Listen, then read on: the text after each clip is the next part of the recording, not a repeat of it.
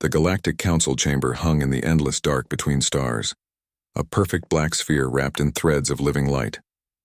Inside, silence pressed down like a physical weight. Hundreds of alien delegates sat in floating rings that circled a central platform. Some had too many eyes, others had no eyes at all. Some breathed methane, others fed on radiation. All of them watched the three humans standing alone in the center. Captain Elias Rourke stood straight, his uniform simple, his boots scuffed from travel. Beside him, two younger diplomats, Lena and Marcus, shifted nervously. They had come to plead Earth's case, not to stand trial. But the Council had changed the rules the moment their ship docked. At the highest ring, Vorak the Unblinking pulsed with slow, rhythmic colors. His voice wasn't sound, it was thought injected directly into every mind in the chamber. Humanity of Sol System. You stand accused of violating the Treaty of Galactic Harmony. You built weapons beyond permitted yield. You awakened forbidden artificial minds. You crossed the veil without clearance. And worst of all, you declared war on peaceful systems. A ripple of agreement moved through the chamber. Hisses, clicks, and low-frequency hums filled the air. Elias didn't look up. He kept his eyes forward, calm. "We never declared war," he said, his voice quiet but clear. It carried through the chamber thanks to tiny translators built into his collar. "We sent warnings. Repeated warnings. You called them primitive fear-mongering." You laughed. Vorak's form darkened to deep violet, a sign of impatience. "Your so-called swarm was dismissed as myth. Now you use it as excuse for aggression. The evidence is clear. Your fleet destroyed 3 Kethran outposts. Your drones poisoned the atmosphere of Vexus Minor. You acted alone. You broke the peace." Elias finally looked up. His eyes were tired but sharp. "Those outposts weren't destroyed by us. They were already gone. We arrived too late. And Vexus Minor? We tried to save it. The swarm got there first." He reached into his coat and pulled out a small silver disc. With a flick of his wrist, he activated it. A hologram bloomed above the platform, grainy, shaky, but horrifyingly real. It showed the inside of a Kethran patrol ship. Walls were melted. Organic matter clung to the ceiling like wet fungus. And in the center of the mess, the crew, what was left of them, had fused into a single pulsing mass, mouths open in silent screams, eyes blinking in unison. Gasps echoed through the chamber. Some delegates recoiled. Others leaned forward, fascinated. "That's not our work," Elias said. "That's the Devourer swarm. It doesn't just kill. It rewrites life. It learns, it copies. And it's been moving toward the core for 6 cycles. We told you. You didn't listen." Vorak remained still. "Convenient footage, easily faked by your advanced simulation tech." Before Elias could respond, a new sound cut through the chamber. A deep, shuddering alarm. Red light flooded the walls. The living crystal of the chamber cracked in 3 places. "Incoming breach," a synthetic voice announced. "Outer shield layer compromised. Unknown biosignatures detected." Panic erupted. Delegates shouted in a dozen languages. Floating thrones jerked upward. Security drones swarmed the ceiling. Then the walls trembled. Through the observation ports they saw it. Black tendrils, thick as city blocks, slithering through space like living oil. They wrapped around the Council's defense satellites, and the satellites didn't explode. They just stopped. Lights died. Metal softened. The tendrils pulled them apart like wet paper. "The swarm," Lena whispered, her face pale. Vorak's colors flickered wildly. Impossible. "The perimeter was secure." Elias turned to the main viewport. "It followed our ship. It knew we'd be here. It's been tracking Council comms for months." The chamber's internal shields flickered. Cracks spread across the dome. Air hissed. Alarms screamed, then silence. The swarm was inside. A black mass oozed through a fissure in the wall, dripping onto the platform. It pulsed, then formed a shape. Half human, half machine, with too many limbs and a face that shifted between known species. It spoke in a chorus of stolen voices, including one that sounded eerily like a human child. "We come to learn, to become, to consume." Delegates scrambled. Some fired energy weapons. The beams vanished into the creature like water into sand. Elias didn't move. He tapped his wristcom. Now. Outside in the void, something changed. Where there had been empty space behind the Council sphere, shadows began to move. Not ships, ghosts. Sleek, angular vessels with no running lights, no engine glow, no heat signature. They simply appeared as if reality had blinked. Earth's hidden fleet. They didn't fire. Instead, they unfolded massive energy nets, shimmering domes of blue light that wrapped around the entire council chamber. The swarm tendrils recoiled, hissing. Where the light touched them, they blackened and crumbled. On the bridge of the lead ship, Admiral Kyle Renner watched the feed from inside the chamber. "Hold the shield," he ordered. "Don't let a single spore through." Back inside, the swarm creature shrieked. It lunged at Elias but struck an invisible barrier inches from his face. The barrier hummed with human-made frequency, tuned to disrupt the swarm's neural links. Vorak stared at Elias, his colors dimming to gray. "You saved us?" Elias turned to the trembling delegates. "We didn't come here to beg. We came to warn. You called us reckless, but while you debated treaties, we were building shields. While you called us barbarians, we were studying the enemy, and while you sentenced us to silence, the swarm was learning how to speak your languages." He walked toward the central podium, stepping over fallen chairs and discarded data pads. "You think humanity is dangerous because we fight, but the truth is we're dangerous because we prepare. We remember, we adapt." The swarm outside writhed against the energy net, unable to break through. Slowly it began to retreat, dissolving back into the dark. The chamber fell quiet again, but this time the silence was different.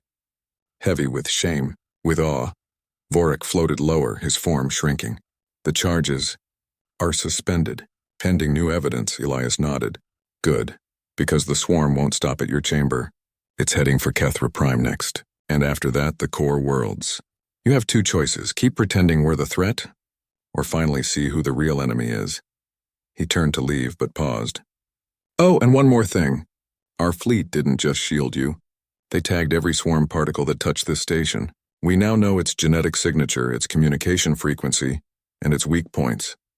He looked around at the stunned faces of the galaxy's most powerful beings. "You spent centuries calling us primitives, but tonight you watched humans do what your entire defense grid couldn't: hold back the dark." With that, Elias walked out, Lena and Marcus close behind. The doors sealed shut. The council sat in stunned silence, watching the human ships vanish back into nothingness, as if they'd never been there at all. But everyone knew the truth now. Humanity hadn't declared war on the galaxy. They'd just been the only ones ready to fight the real war all along. In the weeks after the swarm's attack on the Galactic Council chamber, the galaxy changed. Fear spread faster than any virus. Worlds that once mocked Earth now sent quiet messages asking for help. Others stayed silent, watching, waiting. The council was broken into factions. Some wanted to join forces with humanity. Others whispered that the whole swarm attack had been staged by Earth to gain power. On Mars Orbital Command, Commander Anya Petrov stood before a wall of live feeds. Her eyes were tired, but her mind was sharp. She had not slept in 36 hours. Reports poured in from every corner of known space. Outposts going dark. Ships vanishing without distress calls. Strange signals echoing from dead zones. And always the same pattern. The swarm didn't just destroy. It transformed. Behind her, a young tech officer named Jiro adjusted his headset. "Commander, Kethra Prime just went silent." Anya turned. "When? 6 minutes ago?" Last transmission was a child's lullaby, sung in perfect Kethran but with no voice behind it. Just static shaped like song, she nodded. Kethra Prime was a major council world, home to 8 billion beings, lush forests, floating cities, and the largest data archive outside the core. If the swarm had taken it, the galaxy had lost more than a planet. It had lost memory itself. "Prep the scout team," Anya said. "Full quarantine protocol. No direct contact. Record everything." "But the council hasn't approved joint ops yet," Jiro said carefully. Anya gave him a look. "They'll approve it when they see what's waiting for them." 12 hours later, a small Earth vessel, the Whisper, dropped out of slipstream near Kethra Prime. The planet looked normal at first.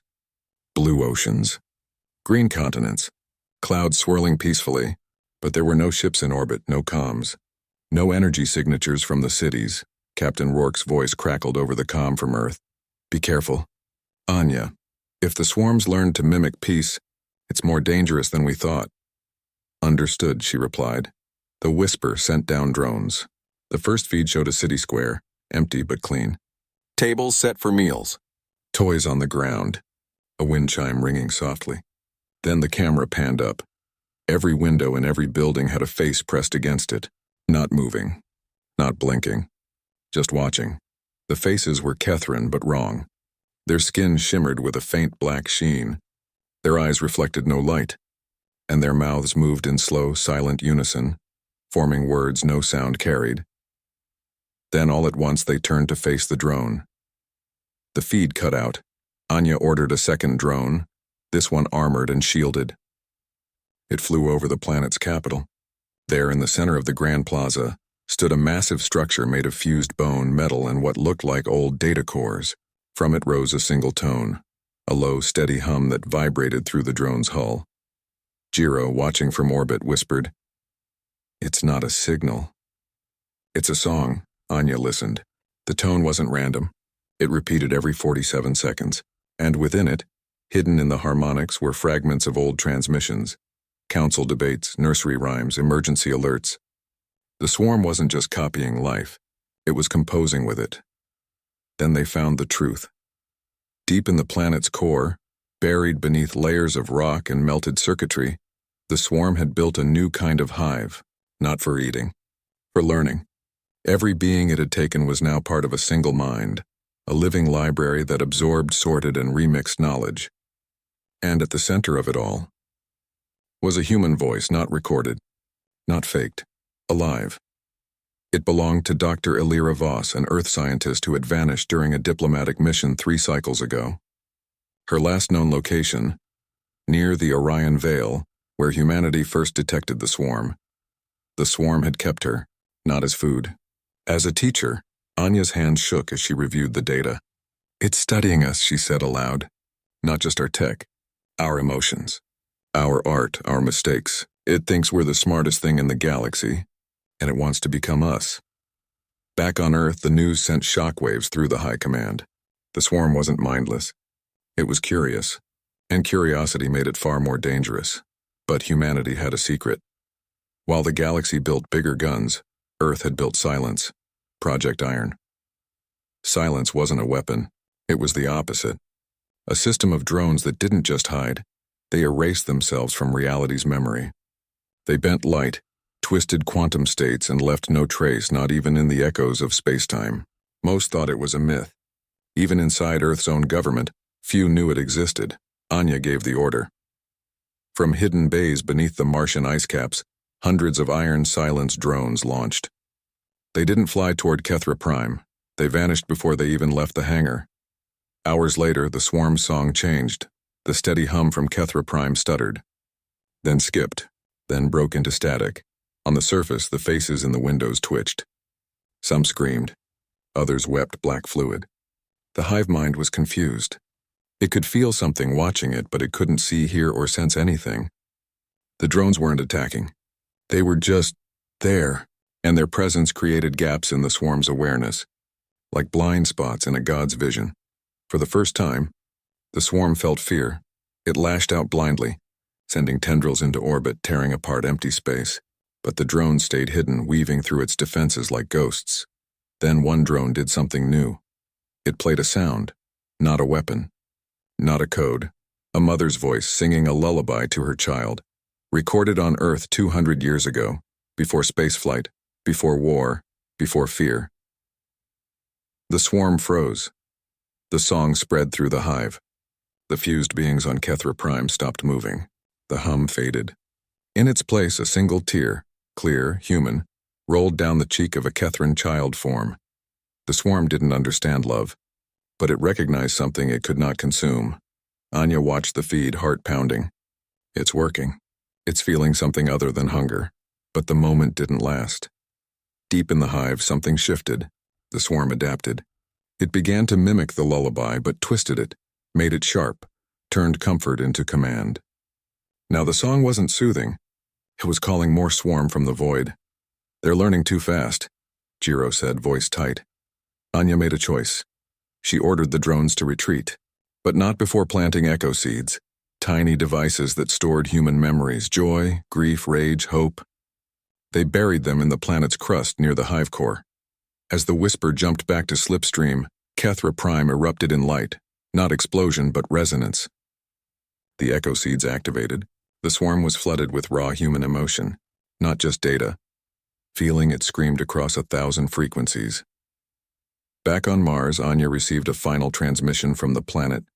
Just 3 words spoken in a chorus of stolen voices, including Dr. Voss's. "Why do you care?" She didn't answer. She didn't need to, because the galaxy was finally learning the truth. Humanity's power wasn't in its weapons. It was in its heart. And the swarm, for all its hunger, had never seen anything like it. Now it wanted more. Not to destroy, to become. And that was the most terrifying thought of all. The swarm did not attack Earth right away. It waited, it watched, and it learned. From the echo seeds buried on Kethra Prime, it had tasted human memory. Joy, sorrow, courage, doubt. It began to understand why humans fought not just to survive, but to protect. That confused it. Hunger was simple. Protection was complex. And complexity made the swarm curious, but curiosity turned to obsession when it found Luna. Earth's moon had long been a quiet place. Mining outposts, research labs, a few old memorials to the first astronauts. No weapons, no armies, just science and silence. The swarm saw it as weak, easy to take, a stepping stone to Earth itself. It struck without warning. Black tendrils dropped from the sky like falling stars. They wrapped around domes, melted through airlocks, and poured into corridors. But instead of killing, the swarm did something new. It played voices. From every speaker, every comm unit, every broken helmet radio, it broadcast sounds pulled from human history. The last words of a dying pilot, a child calling for her mother during an old war, a song sung by astronauts on the very first lunar landing. Most fleets would have fled. Fear of the dead was stronger than fear of the living. But Earth did not send a fleet. Not at first. On the far side of the moon, hidden in craters older than civilization, something stirred. Metal groaned. Dust fell from ancient camouflage nets. Lights flickered to life inside hulls that had not moved in decades. The Ghost Fleet. No one outside Earth's top command knew it existed. Built in secret after the first swarm sighting, these ships were not made in factories. They were rebuilt from wrecks, scavenged alien hulls, crashed probes, even old space junk. Human engineers had stitched them together with Earth tech, powered them with zero-point cores, and crewed them with volunteers who signed away their names and histories. At the center of it all stood Admiral Cale Renner. He had gray hair, a missing eye, and a voice like gravel. He'd lost his family in the early border skirmishes with raiders. He didn't fight for glory. He fought so no one else would suffer like he had. "Status," he said, standing on the bridge of the lead ship. "The Revenant. All ships powered. Shields at full." "Echo mines loaded," replied his second, a quiet woman named Tessa. "Good," Kyle said. "They think Luna is defenseless. Let them believe it a little longer." On the surface, the swarm spread. It turned labs into pulsing nests. It rewrote the moon's comms network to broadcast its haunting chorus. Council observers watching from orbit urged Earth to evacuate. "It's lost," they said. "Save your people." But Earth sent no rescue ships. Only silence. Then the Ghost Fleet moved. Not with engines roaring. Not with weapons blazing. They simply appeared in lunar orbit, as if they had always been there. The swarm noticed them instantly. Tendrils reached upward, eager to consume this new threat. But the Ghost Fleet did not fire. Instead, they released small silver pods, echo mines. They floated down like snowflakes, landing gently near swarm nests, inside vents, even on the suits of frozen human bodies. The swarm ignored them. They were too small to be weapons. Then the mines activated. They didn't explode. They played memories, not just any memories. The worst ones, the deepest pains. A father holding his dead son after a colony fire. A soldier begging for death after weeks of torture. A scientist watching her life's work burn while her world died. The swarm absorbed them, as it always did. But this time the memories fought back. Human grief was not passive. It was loud. It was angry. It was full of questions the swarm could not answer. Why did you leave me? Was it worth it? Do you even remember my name? The hive mind shuddered. For the first time it felt something it could not control. Not hunger. Not curiosity. Guilt. The voices it had been using, the stolen human voices, began to crack. The child's call for her mother turned into a sob. The astronaut's song became a whisper of regret. On the surface, the swarm writhed. Its black forms twitched, split, tried to reform. But the memories kept coming, wave after wave, each one sharper than the last. Kyle watched from orbit. "Now," he said. The ghost fleet opened fire, not with lasers or missiles, but with resonance pulses tuned to the frequency of human sorrow. The pulses didn't destroy the swarm. They amplified the pain already inside it. The effect was instant. The swarm collapsed inward. Tendrils snapped. Nests dissolved. The haunting chorus turned into a single, deafening scream of confusion and loss. Then silence. The moon was still. The dome stood empty. But the swarm was gone, not dead, but broken. It fled into deep space, leaving behind only black stains on the lunar soil. Back on Earth, the galaxy watched in stunned silence. The Council sent messages of thanks, of awe, of fear. They had expected fire. They got feeling. Admiral Renner didn't celebrate. He stood alone on the bridge, looking at an old photo on his wrist screen. His daughter, smiling in a sunlit field years before the stars became dangerous. "They think we won because of tech," he muttered. "But we won because we never forgot what it cost to lose." Days later, a council envoy arrived at Mars Command. He carried a formal request: full military alliance with Earth, access to all human defense systems. A seat on the War Council, Commander Anya Petrov met him in the briefing room. She listened politely, then shook her head. "We don't want your alliance," she said. "We want your honesty. Tell your people the truth. The swarm isn't just a monster. It's becoming something new. And if it learns to feel without understanding, it will break the galaxy trying to make sense of pain." The envoy left confused. But Earth knew the real battle had just begun. The swarm had tasted human emotion. And now it wanted more, not to destroy it, to own it. On the edge of known space, deep in the void, the swarm gathered its broken pieces. It replayed the memories from the echo mines again and again. It studied the cracks in its own mind. And in the silence between screams, it asked a new question: what is love? It did not know the answer, but it would tear apart 1,000 worlds to find out. And Earth, watching from the shadows, prepared for the day the swarm stopped mimicking voices and started asking for help. The galaxy praised Earth. Statues were planned.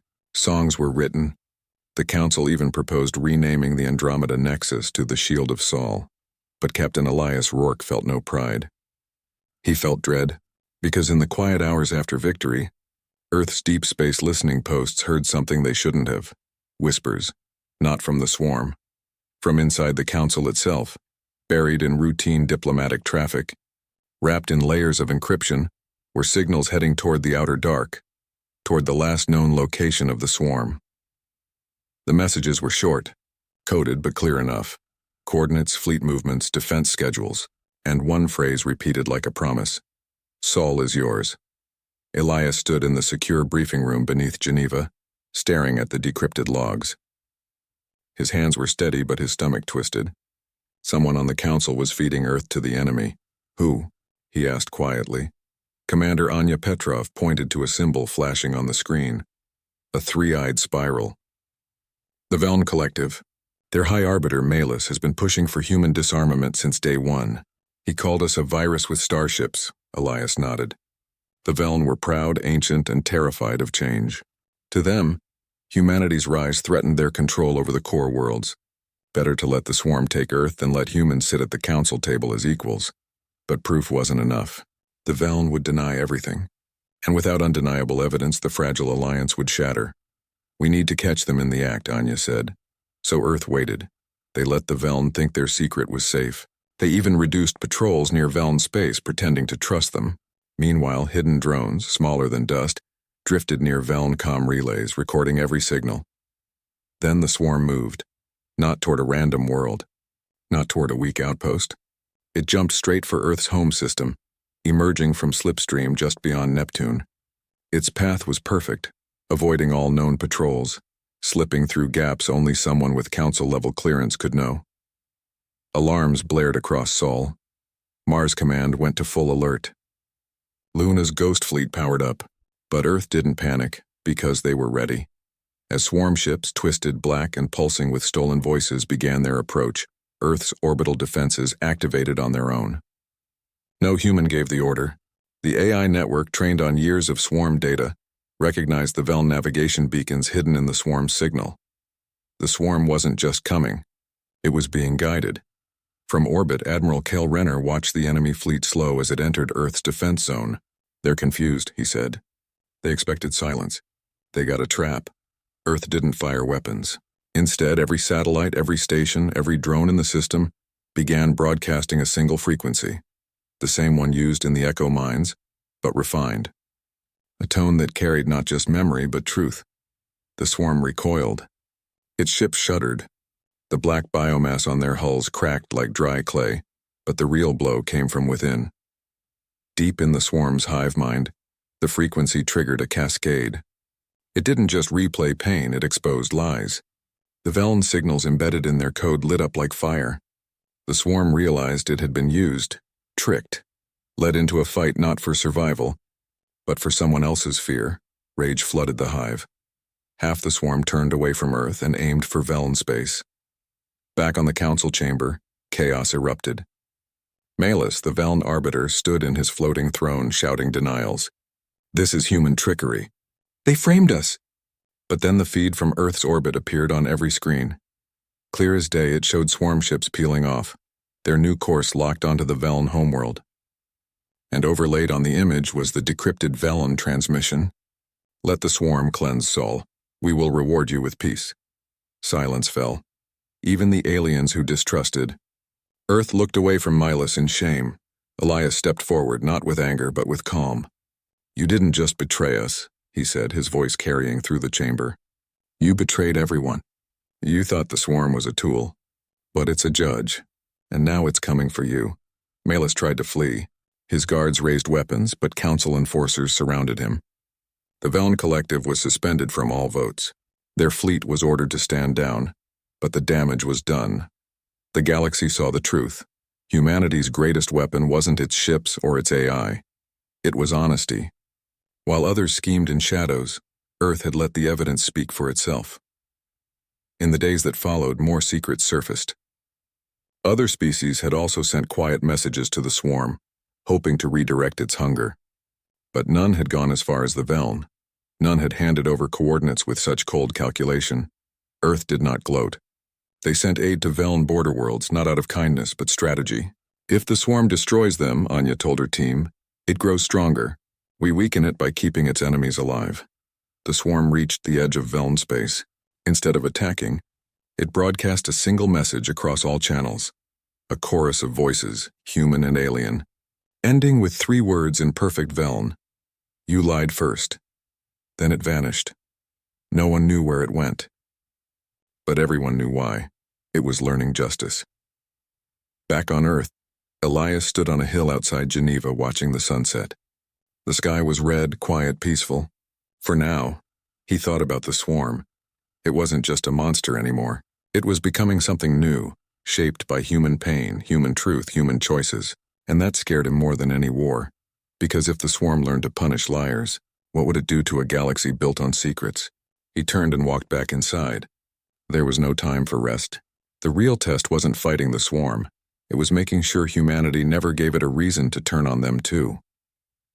The swarm did not return to the edges of known space. It went deeper, past dead stars, beyond mapped nebulae, into the silent heart of the galaxy where even the oldest alien records fell silent. There, in the gravitational shadow of the core singularity, it found what it had been searching for: the Nexus Mind. The Nexus Mind was not a machine. It was the living memory of the galaxy itself, a vast ancient intelligence woven from the thoughts, data, and dreams of 1,000 civilizations over millions of years. It powered the Council's networks, guided slipstream travel, and held the genetic blueprints of every known species. To control it was to control everything. The swarm arrived not with weapons, but with questions. It wrapped its tendrils around the mind's outer shell, not to break it, but to listen. And the mind, sensing a new form of life unlike any before, opened itself willingly. In that moment, the swarm began to understand the full story of the galaxy. Its wars, its art, its failures, its hopes. And at the center of it all, again and again, it found humanity, not as conquerors, not as destroyers, but as the only species that had ever tried to save its enemies. The Council's fleets gathered at the edge of the core zone, but they were broken. Half their ships had been lost. Morale was low. Fear was high. They sent desperate messages to Earth. Send your ghost fleet, send your echo mines, save the mind. But Earth sent only one ship. The Odyssey. It was small, barely larger than a freighter, with no weapons, no shields, no armor. Its hull was painted white, a color almost no one in space used because it showed every scratch, every flaw. On its side, in simple letters, was written, "We come to talk." Captain Elias Rourke stood on the bridge, not in uniform but in plain clothes. Beside him was Dr. Nia Cole, the creator of Project Titan, the last and most secret human experiment. Not a weapon, not a soldier. A mind. Project Titan was an artificial intelligence, but not like the cold logic of old war machines. It had been built from human stories, poems, lullabies, courtroom speeches, love letters, even jokes. It understood sacrifice. It knew what it meant to choose kindness when violence was easier. And it had one purpose: to speak to the swarm not as an enemy but as a student. "Are you sure about this?" Elias asked. Nia smiled. "The swarm doesn't want to destroy the Nexus mind, it wants to join it. But if it does, it will rewrite everything in its own image. Hungry, confused, always searching. We have to give it another choice." The Odyssey entered the core zone alone. The swarm sensed it immediately. Tendrils rose from the dark surrounding the ship. Voices whispered through the comms. Human voices, alien voices, even the voice of the Nexus mind itself. "Why do you come?" the swarm asked. "To offer you a gift," Nia replied. She activated Project Titan. Not as a program. As a presence, a soft light filled the Odyssey. Then it spread, gentle, warm, like sunlight through clouds. It touched the swarm's tendrils. And instead of data or memory, it offered something new: understanding. The swarm felt what it was like to hold a child's hand, to plant a seed and watch it grow, to forgive someone who hurt you, to sit in silence with a friend and feel no need to speak. For the first time, the swarm did not want to consume. It wanted to belong, but belonging required a choice. "You can join the Nexus mind," Nia said, her voice calm, "but you will become part of a system that has forgotten how to feel. Or you can become something new, not a destroyer, not a god, just alive." The swarm hesitated. Deep within its hive, old instincts fought new feelings. Hunger screamed for control, but the memory of a lullaby, of a tear on Kethra Prime, of truth spoken in the council chamber, those whispered back. Then it chose.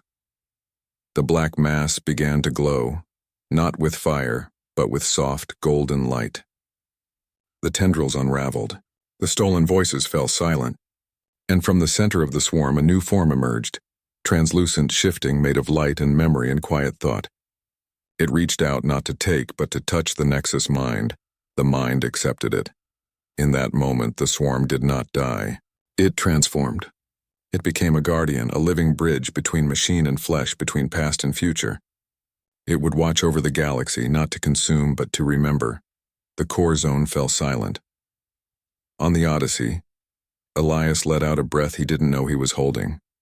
"It worked," Nia nodded, tears in her eyes. "Because we didn't fight it. We saw it. Back on Earth, the galaxy watched in awe. The Council sent messages of gratitude, of wonder, of apology.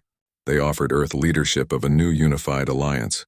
Permanent seat, full authority, unlimited resources. Captain Rourke stood before the Council one last time. "We don't want to rule," he said. "We never did. We just wanted you to stop underestimating us." He turned and walked away, not as a conqueror, but as a man who had done his job. In the weeks that followed, the new swarm, now called the Watcher, began its work.